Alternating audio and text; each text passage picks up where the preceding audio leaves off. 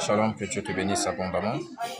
Je ne comprends pas pourquoi au sujet du ministère de la femme, la majorité des personnes passent carrément à côté de la plaque. Mais en réfléchissant, je suis arrivé à la conclusion que beaucoup disent qu'ils sont chrétiens, mais en réalité ne le sont pas parce qu'ils n'ont pas le Saint-Esprit. C'est la compréhension de la parole de Dieu, des Écritures, nous est donnée par le Saint-Esprit.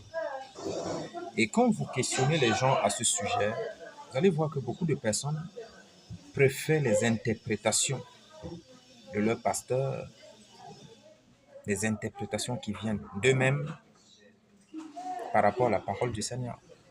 Lorsque dans 1 Corinthiens 14, il est dit clair, et l'apôtre mentionne bien que c'est une instruction du Seigneur que les femmes se taisent dans les assemblées, car il ne leur est pas permis d'y parler.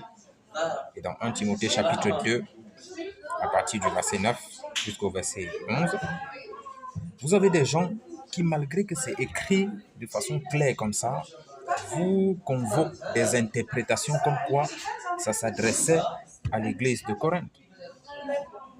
Ça s'adressait à telle église. Mais la question que nous leur posons, c'est que quelle est la portion de l'écriture qui s'adresse à votre part d'église? Non, c'est simplement des gens qui n'ont pas reçu l'Esprit de Dieu et qui croient être des chrétiens.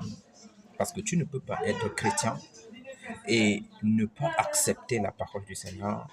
Tu préfères les interprétations par rapport à la parole. Et ils appellent ça révélation. Aucune révélation ne peut être attestée ou approuvée si cela ne vient pas des Écritures. La base de toutes les révélations doivent être les Écritures. Et il faut qu'on accepte d'abord ce qui est écrit et on pourra discuter sur la révélation. Vous ne pouvez pas prendre une portion de l'Écriture qui vous arrange, vous l'attribuez à l'église de Corinthe, qui ne vous arrange pas, vous attribuez à l'église de Corinthe, et quand ça vous arrange, vous prenez. Quand il faut donner les dîmes et les offrandes, vous trouvez que là, ça vous concerne. Sortez du milieu de ces gens-là et fuyez les amis. Shalom, que Dieu vous bénisse.